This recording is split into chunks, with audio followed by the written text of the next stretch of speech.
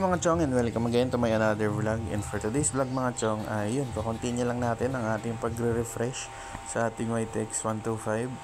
And yun, luckily may nagregalo sa atin ating kaibigan ng panibagong windshield. Yan. So ito yung mga inclusions niya mga chong. Meron siyang kasamang bracket. And yun, maganda na sana yung paint nito. Naging black lang siya. Kinis na sana.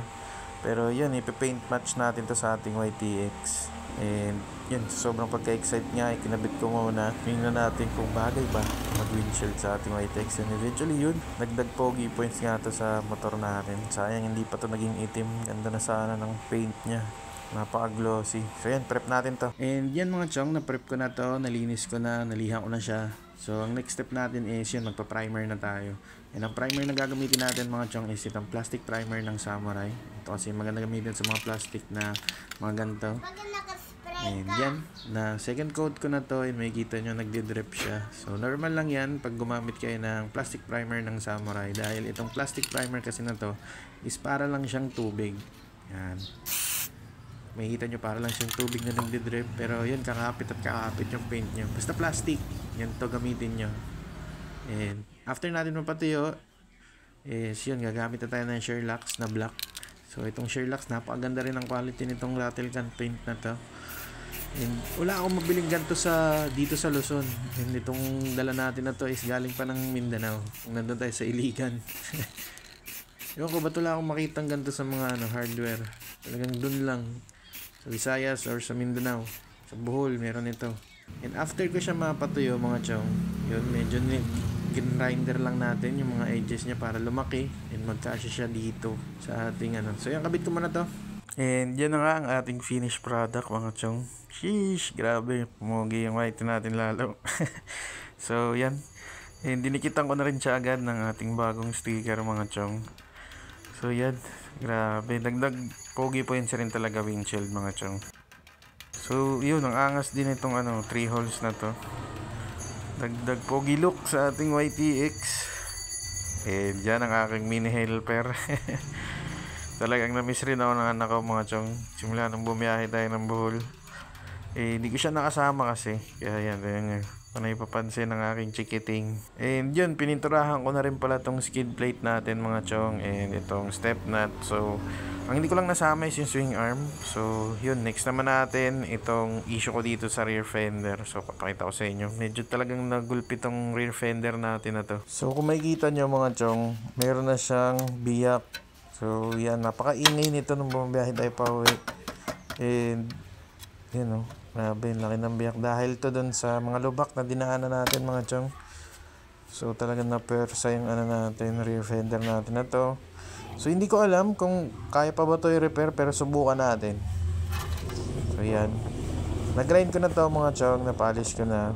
Ayun yan, laki pala ng biyak. So tatry ko siya weldingin mga chong. Titingnan ko kung makakaya pa ba ito. Several days later. So yan mga chong, hindi na natin siya na-discartehan pa. So na-weld ko yung biyak, pero yun, ang laki pa rin ng butas. And yun, naisipan ko na lang napalitan na siya dahil medyo matagal na nga rin to. And yan, makikita nyo, maras na rin yung ilalim niya. So yun, naulanan lang to ng saglit. And then yun, kinalawang siya agad. So yun, marami tayo samahan. Pero yan, ito na yung bago natin. So tingnan nyo naman, bumagay siya sa locks ng ating scrambler mga chong.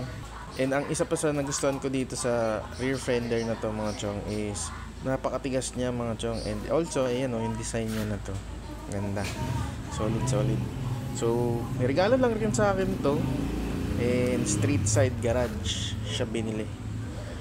So swerte natin dahil yung windshield at yung rear fender regalo lang sa akin. And napakakapal niya mga chong, ang tigas niya. Hindi siya kagaya nung isa natin na lata lang talaga na mayuyupi mo. So yan yung side view look niya.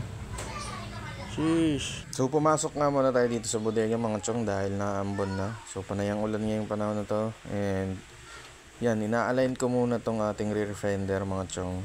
So yun, minarkahan ko na rin to saan ko siya banda nabutasan ko na rin yung pagkakabitan niya. And dito ko ilalagay yung brake light natin.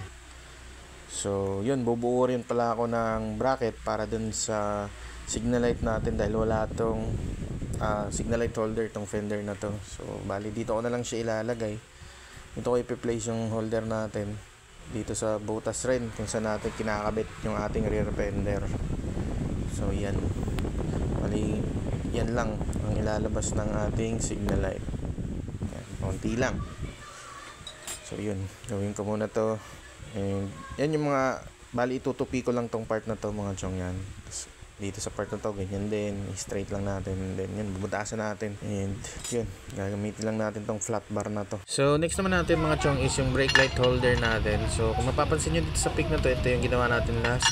And medyo nakatingala yung brake light natin. Kaya yun, i-reposition natin siya. And yan, para medyo accessor yung datingan. Na straight lang siya. Yan. So i-weld ko lang to mga chong. And then yan, bali ganyan yung magiging itsura nya. So yun, weldingin ko muna to. And after ko siya ma-weld mga chong, yan, ito na yung ating finished product. So yun, need lang natin i-grind ito ng konti, pero mamaya na. Yan, bubutasan ko rin to. So medyo yan, straight siya, unlike dun sa stock natin na nakatingala masyado. So yan, kita ko sa inyo. Yan, so bali magiging ganyan na siya, diba? Mas maganda comparing dun sa ginawa natin nung nakaraan na nakatingala. So next mga chong is yun, binutasan ko na rin tong mga nalagyan natin ng brake light and ng ating plate number. So ang nahirapan akong butasin to dahil yun, pako lang ang ginamit ko. So binutas lang natin siya ng pako at itong malaking drill bit na to. Yan, pinataras ko lang siya. And yun, buti na butas, pero napakatigas na, napakakunat nitong fender na to mga chong. So next, repaint na natin to. Yan, kita nyo kung grabe kung gaano siya katigas. Tigas yan, parang hindi mo nga basta-basta may UP itong rear fender na to. So solid yung gumawa nito. Ang lupet. And dito na rin yung ano natin mga chong, yung bracket natin para sa ating signal light. So yan, ganyan siya. So re-repaint muna natin to, and then yung fender natin, and then yun, kabit na natin siya. Ayan, makulit kong helper na makulit. So yan mga chong, pininturahan ko na lang to ng pula dahil may existing paint pa naman siya. So parang dinoble lang natin. So yun, mabilisang pintura lang.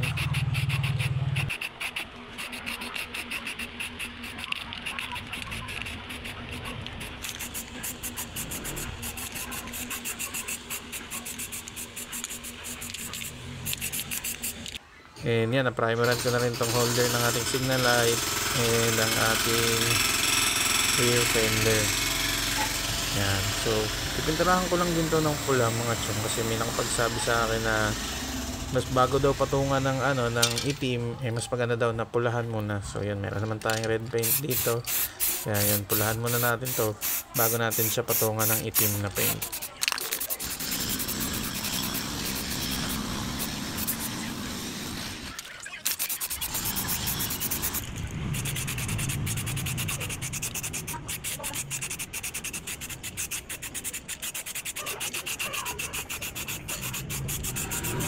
And a few days after natin mapatayo yung ating rear fender mga chong, so magpapalit naman tayo ng panibagong LED na brake light. So ito yung nakakabit sa atin ngayon. So yung ibang LED nya is hindi na umiilaw, hindi na siya sumasabay dito. So yan, pakita ko sa inyo. Wait lang, papakan natin yung brake light. Yan, so hindi na siya umiilaw, yung ibang parts niya hindi na umiilaw, kaya yun, palit na tayo. So bali ito yung papalit ko mga chong, BAY15D. So medyo sinulda ko lang yung puwet nito para umabot doon sa prongs ng ating brake light. So yan, ito ko sa inyo kung gaano siya kaliwanag. Bam. Diba? Mas maliwanag siya comparing doon sa sa ating pinalit na ano, brake light.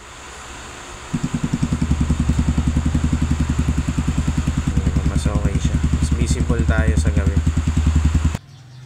So ito na nga yung result ng ating rear fender reset na ginawa dito sa ating YTX 125 mga chong. So yan, naging mas aggressive yung looks ng ating rear dahil nga ginawa nating straight itong ating brake light, and also mas visible tayo sa gabi dahil di na siya nakatingala, and nakapagpalit na rin tayo ng LED na brake bulb. So all in all, talaga nagustuhan ko yung rear fender na to, and marirecommend kasi sa inyo mga chong dahil nga ang tigas niya, matibay siya, and napaka-sturdy niya mga chong. So yan yung side look niya. Sheesh, lalong umangas, lalong pumogi yung ating white yung mga chong. Eh dito naman sa windshield, yan talagang nagustuhan ko rin tong windshield na to.